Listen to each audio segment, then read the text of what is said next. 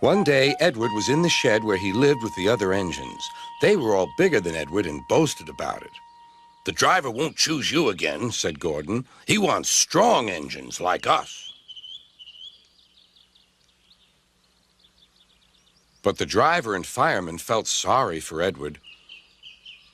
"Would you like to come out today?" "Oh, yes, please," said Edward. So they lit his fire, made lots of steam, and Edward puffed away.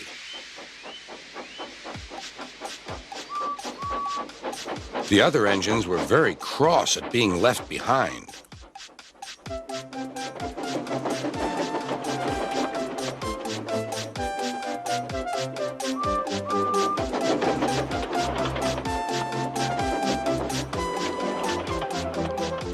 Edward worked hard all day. The coaches thought he was very kind, and the driver was very pleased.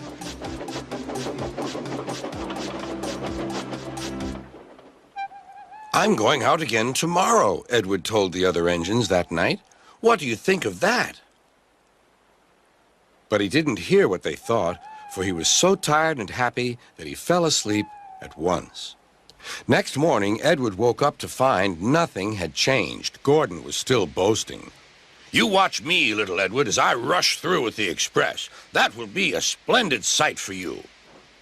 "Goodbye, little Edward. Look out for me this afternoon."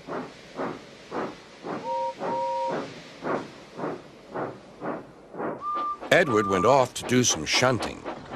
He liked shunting. It was fun playing with freight cars. He would come up quietly and give them a push.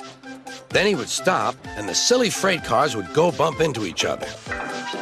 "Oh!" they cried. "Whatever is happening?"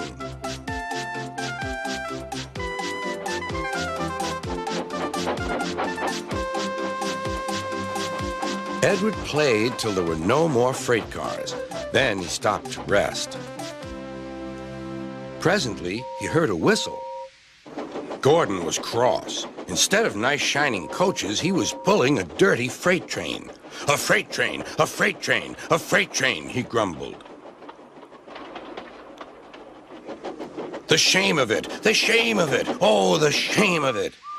Edward laughed and went to find some more freight cars. Then there was trouble.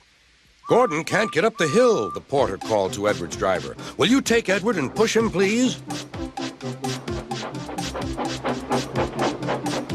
They found Gordon halfway up and very cross. His driver and fireman were talking to him severely. "You're not trying." "I can't do it," said Gordon. "The noisy freight cars hold an engine back so." Edward's driver came up.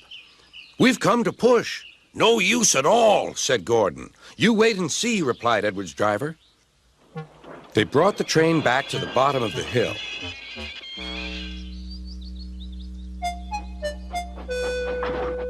"I'm ready," said Edward. "No good," grumbled Gordon. They pulled and pushed as hard as they could.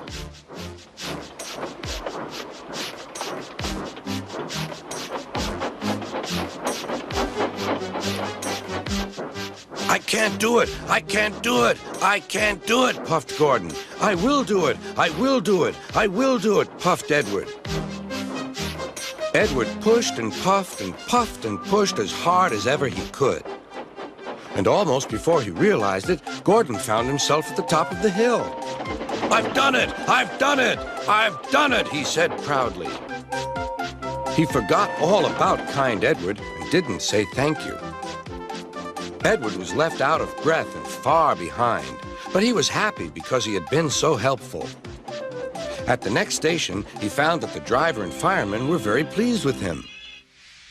The fireman gave him a nice long drink, and the driver said, "I'll get out my paint tomorrow and give you a beautiful coat of blue with red stripes. Then you'll be the smartest engine in the shed."